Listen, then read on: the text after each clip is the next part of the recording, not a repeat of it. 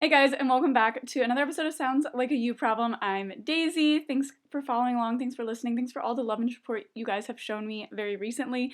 It has been so rewarding to see. And today I'm talking about something that is very near and dear to my heart, but I also feel like we are all experiencing, at least at some point in our life.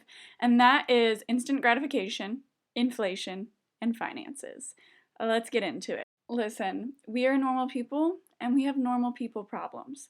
But it's really, really hard to differentiate how we should be spending money when we're constantly seeing influencers and content creators online and how they spend their money and they live their life. Now, though it is a luxury and a blessing for them to be able to buy and afford a multitude of things, it is not normal for the average person with average finances, which is totally okay, by the way, to go spend $300 a week at Target anytime they want, or go on a no budget shopping spree, or buy a Berkman bag to reward themselves for some hard work that they did. Though it is amazing and beautiful, honestly, they probably worked their ass off for it in a different way. I know that I don't get paid for this podcast, I don't get paid for YouTube, I get paid pennies for TikTok, and I still own a business and run a business. And I'm doing these things, this online thing that I'm doing is full time. Full time. Monday, Tuesday, Wednesday, Thursday, I'm doing it. If I have time Friday, Saturday, Sunday, I'm doing it. I'm editing, I'm recording, I'm thinking of ideas, I'm outlining the stuff. So I know that it takes a lot of hard work because you have to work at it as if it's a full-time job if you want it to become your full-time job. And it can be it can be a lot. So I do resonate and I do understand. And I'm not talking about the narrative that like influencers like, try being an influencer for a day. They have access to a lot of things, and I get that. My point is, I don't, you probably don't, we probably don't. I wish and desire and work very hard someday for that not to be true, and I can't wait for the day I get to share with you guys that that's no longer my reality, but right now it is. So how can we navigate this? How can we get through this? Because living off credit cards is literal insanity. I have never owned a credit card. Up until 2 years ago, I got a secure credit card. You might ask, what's a secure credit card? Because I did, because I had no clue they existed. And my credit was surely suffering after my alcoholism. A secured credit card is a credit card you open with your cash. So the spending limit is however much cash you put in. It's essentially a bank account that you can use, but that you need to pay off and will help you build your credit. As long as you don't go into debt through that, is you can only spend what you have. So I have a $200 limit. I can only spend $200 and then I have to pay that back. It's my $200. If I close the card down, I get that $200 back. It will always be my $200, but I'm capitalizing off that $200 to build my credit. So I get a tank of gas on it a month and then pay it off. And that's it. And it helps me have a line of credit open, whatever. It's a lot. It's hard to keep up with all these adult like things and be like, oh, yeah, I haven't got a tank of gas on my credit card this month. And I got to remember when I get home to get on my laptop and pay it off because for some reason there's no app for the freaking one that I have. But I just applied through Credit Karma. It was really easy if you guys are interested in doing that because it honestly has improved my credit and I love doing that. But again, not why we're here. We're talking about like instant gratification, inflation, and finances, which I guess that's finance related. So you can't be too mad at me, right? Stop making money emotional. It needs to be logical, okay? So we cannot get so emotionally involved with the way our bank account looks like, with the lack that we're noticing in our life, perhaps. And comparison is the thief of joy. So if you're comparing yourself to these people that you see online, that's all you see, You don't get to see the rest, and it will steal your joy. It will make you blind to the blessings that you have, okay? I am so grateful for all that I have. I'm grateful that I have a camera to talk into. I'm grateful that I have a phone and I'm able to pay the phone bill. I'm grateful that I have a car that's reliable. I'm grateful that I have insurance on it because that was not always the case. I'm grateful that I have health insurance and that I'm able to pay for that monthly. It does not make all my appointments free, but it helps, and I'm grateful that I'm able to do that. And these are things that I didn't have for a very long time. I'm listing off things that are human basic necessities and that I didn't have. And I work my ass off to be able to have those things. And other people are working their ass off to get a Birkin. It's different, right? But that's okay. If you're experiencing FOMO and not confronting your issue with instant gratification, you're gonna probably struggle with financial stress, lack of finances, and honestly, I'm just gonna be real with you, lacking self-discipline makes you ugly. I said it. I'm sorry. It does. You have to confront these things. Where's your money going? Do you budget? Does your income fluctuate? Does it fluctuate in an upward motion but stay consistent at a baseline? Or does it fluctuate all over the place? Check yourself. Who are you? What is within your means? You can reward yourself at a birthday party, at a holiday, if you get a raise at work, but not every week are we dropping, again, a couple hundred at Target. So maybe you have to save up for those experiences and those kinds of things. Maybe you have to save up because maybe that's your desire. Okay, maybe your desire is to go drop $300 at Target. Well, you're probably going to save up for like 3 months. You might save up for 6 months and put $25 a week, a paycheck away. If you get paid bi-weekly, that's $50 a month. That takes 6 months to get $300. But maybe that's your desire. Maybe that's what you want to do, is go drop $300 at Target. You know what I'm saying? So work within your means. Find out what you want to do and what's obtainable and how you can obtain it without going into debt. Because, girlfriend, we cannot go into debt for things that are luxuries. We have to check ourselves. Who are we? You know what I'm saying? Like, that's consumerism and overconsumption is gratified online, okay? Because they have the means to do it. But you don't need that thing right now. You know what I'm saying? And I'm not just yelling at you. I'm yelling at me too because I have an issue with this, okay? I do. Instant gratification is something that I struggle with, and I think because it's shoved down our throats, we don't even realize maybe that it's something we're developing into having. And by forcing yourself, having a little bit of self-discipline and forcing yourself to get delayed gratification will be beneficial in the long run for you, obviously, because it'll help kind of take away that dopamine hit that you crave from instant gratification that you get when you're on the inline when you're on the inline when you're in the online space, inline skates, figure eights. Lord, okay. So we can wish and we can work to get there one day, but we cannot be experiencing all these things at once. So I'm going to use a real life example. Something that I enjoy doing, a few things I enjoy doing, is Botox in my forehead, massages, and a facial. Okay? Those are things I enjoy doing.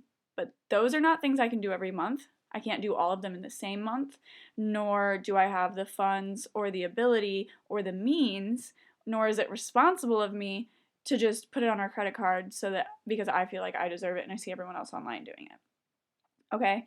About every 3 months, if I can, okay, usually my Botox falls around my birthday, and that's a little bit of justification for me. Again, we can treat ourselves during special events. Like, we don't have to, tighten down the hatches to where we have no joy in life, but we do have to have some discipline when it comes to these things.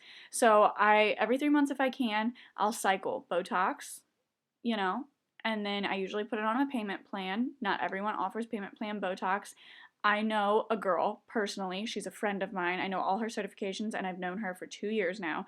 So don't get cheap Botox. Don't go to someone who doesn't know what they're doing. I don't want to influence you to get like affordable Botox because that's your face, But every 3 months, if I can, I will like do that on a payment plan, and then I'll try to plan a massage or I'll try to plan a facial. However, if there is something else of value that I feel that I want or is a want of mine, I'll write it in my notes app. And if I've saved up the money and I'm able to afford it, I typically will negate myself. That's not the right use of that word, I don't think. I will refrain, if you will, from getting that massage or that facial that month. Personally, that's just kind of like the cycle that I go through, and that's okay.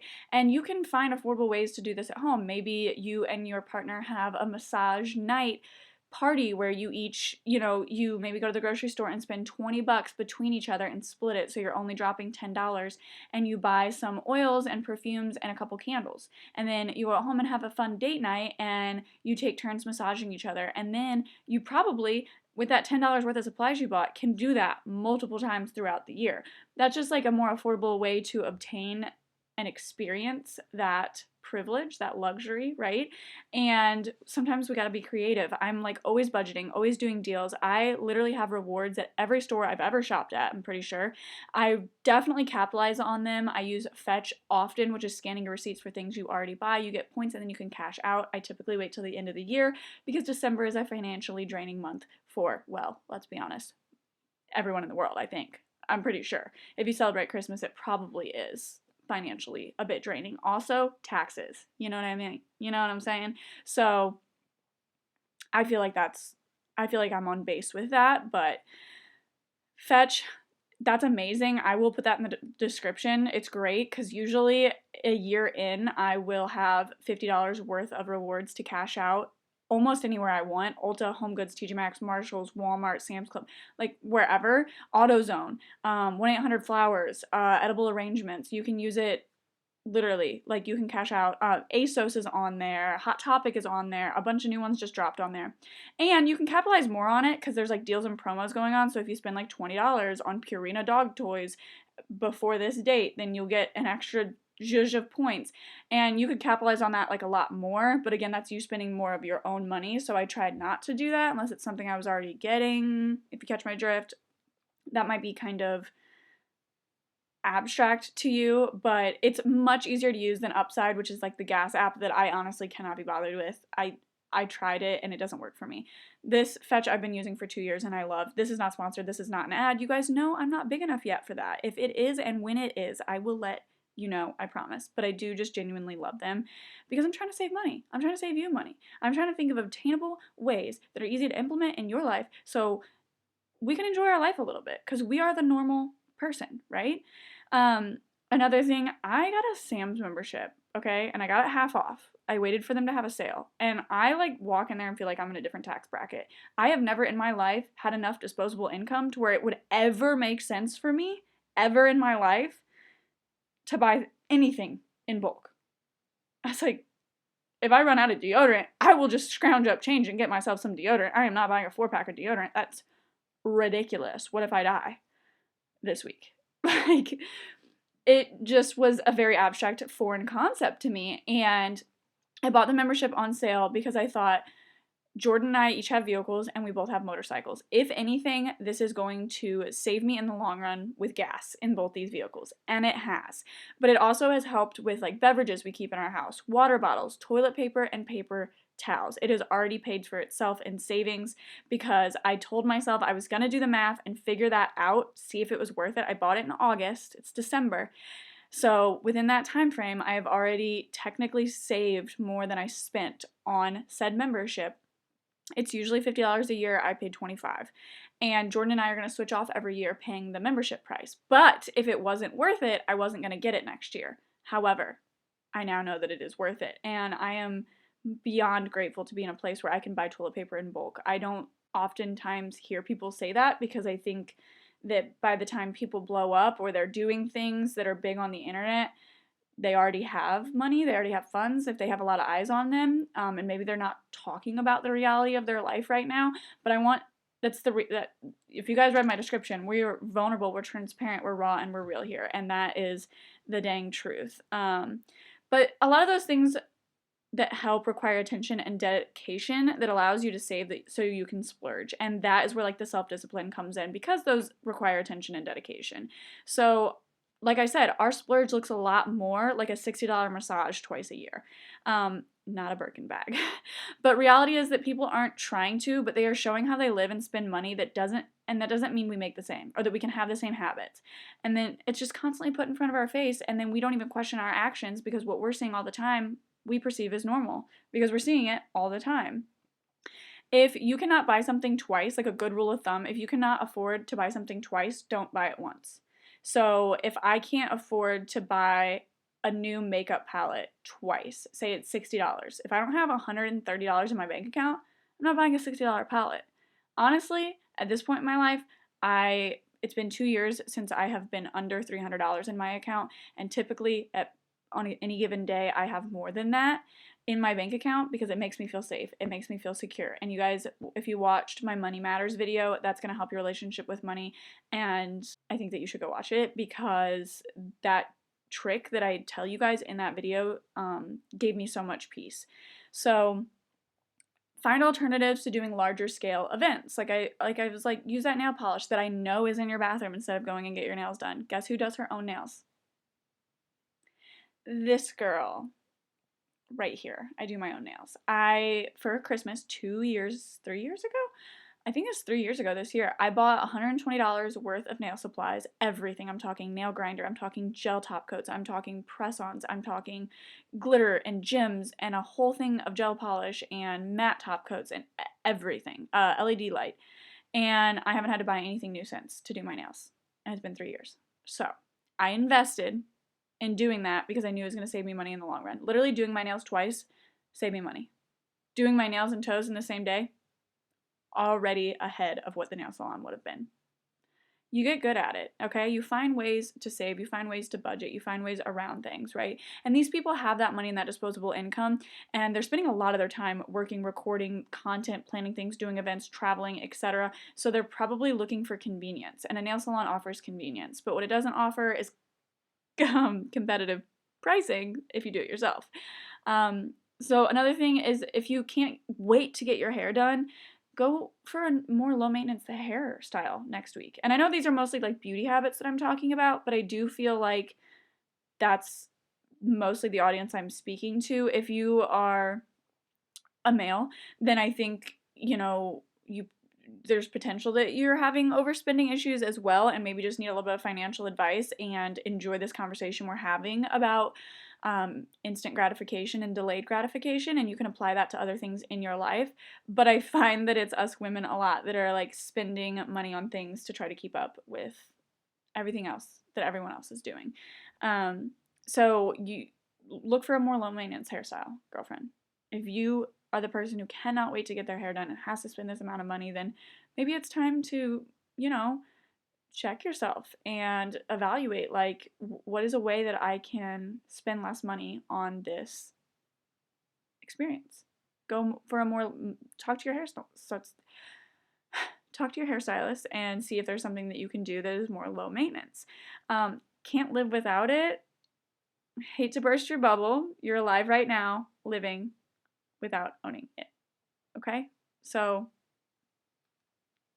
uninstall your DoorDash, uninstall Uber Eats, uninstall Amazon, Sephora. I don't care what it is. Uninstall the app if you're having a problem shopping online for that instant gratification. Boom, got it. It's going to be at the door soon. I have it. I own it. I don't have to worry about it. A way that I combat that is I will put things into my cart and close out of the app. I do this all the time. All the time. I will close out. I will put that shit in my cart and I will get off the app. I will come back and I will evaluate my total and my cart, and 9 times out of 10, I remove 50% of it. 9 times out of 10. Impulse shopping is an issue that I am working on, and that really satiates my need. Do you really need all of the streaming services? Do you watch TV that often? Do you need them all at any given moment? For example, I rented Netflix just for 3 months in order to watch Gilmore Girls because that's where it was, and the second I finished, I canceled that subscription because I don't need it. I don't need it. We don't watch TV that often. We just don't. I have an Amazon membership, and like Amazon Video already comes with that. So if I need something, we also have DVDs, and we don't watch TV that often. So that's something that I don't need. You know what I mean? If you're someone who literally every single day comes home from work and watches a movie, watches a TV, watches a show, you might have a different experience. But that's just another example. Also, you could change it up. You have Netflix for 3 months, cancel it. Get Paramount for 3 months, cancel it. So you have like 4 different subscriptions throughout the year. I don't know. Get creative. You know what I'm saying? Also, going out. People spend a lot of money going out. I don't go out anymore because I don't drink. So there's really no point for me to go out. But you got to think like you're paying for the gas to get there, the time and energy to get there. Also, you're using all of your makeup, supplies, products. Is it worth it? The energy, the time. Maybe you bought a new outfit. Also, then you're probably buying dinner, and then you're buying drinks, and then you're there for a long time. And then you got to also include tip, and then you also got to include travel back. And like if you're drinking, you should be Ubering and then if you're not, like, who do you give gas money? Who's your DD? Like, what? That is, like, easily $200 dropped a month. A night. Easily. Even if it's just you. But also, I was an alcoholic, so maybe that's, like, a lot of alcohol. But I feel like that's around about, like, you could spend upwards of, like, $400 a month doing that, just going out every Friday a month. That's insanity. So don't, also, that's if you don't lose your wallet. But the best money saving tip I ever did for myself was quit drinking. That's just my personal experience. Anyway, I hope some of these tips helped you. I hope some of this conversation maybe reframed your perspective on, like, instant gratification and online shopping and impulses and finances, and maybe it made you feel a little less alone, a little bit more relatable. We don't all have Birkin bags, Coach bags, IKEA desks, all the new makeup releases, everything, every foundation as it comes out. I love drugstore makeup. I do. I really do, because it's what I have access to, and I know what's good there because I've explored it and I've had to find what works for me. So I hope you find what works for you. Put a little bit of time and effort into that. Don't get stressed out about finances, okay? Go listen to my podcast episode, Money Matters. Thank you for watching this episode. I will see you guys in the comments. Leave a 5-star rating review if you're on Spotify, and I will see you guys in the next episode of Sounds Like a You Problem podcast. Happy holidays.